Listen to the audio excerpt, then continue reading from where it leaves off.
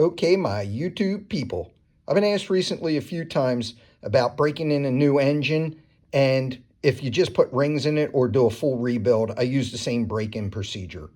This is on S&S website, and this is what I've always used, and I've never had a blown head gasket issue. So the first thing I do for the break-in procedures, I start it up. I run the engine for about a minute, and it says here to run it above 1250 RPMs and below 1750. I don't crack the throttle or do anything crazy like that. I let it come up and get up to temperature. And when I'm doing the initial break-in, I use a cheap car motor oil to do this because you're really not getting the motor hot. Then I let it get up to about 100 to 110 degrees, and I just use a simple heat gun and I shut it off.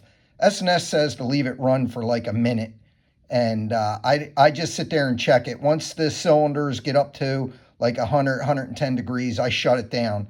I let it get completely cool, and then I check for leaks.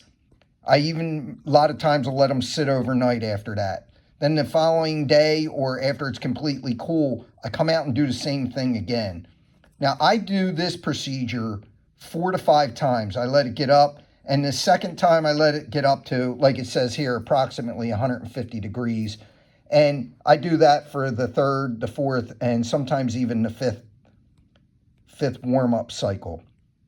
So after that, I dump that cheap oil, I change the filter, and then I put a good Harley style oil in. Now, if it's an older bike, I use either straight 60 or straight 70. And if it's something newer, then I use a 2050, and I generally use the Mobile ones, full synthetic. Now, after I dump the oil, I also, on the older bikes, I torque the heads and the cylinder bolts and nuts. This is really important to do because once you heat cycle them, they change. So I get back in there and do that, and then I head out on the street. Now, I let it cool down, of course, because I changed the oil. When I go to head out for the first ride or any ride, I try to let my Harleys come up to temperature where the cylinders are, hot to the touch, and then I go ride. Now, that first 50 miles, I take it real easy, no stop and go traffic, vary the engine RPMs, and I keep it below 60 and just ride it. You don't want to lug the engine. Harleys hate that, but it's really important while you're breaking it in.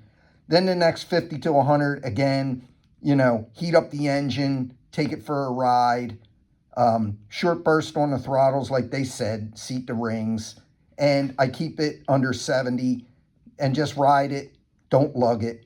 And then once I get to 100, they say 500,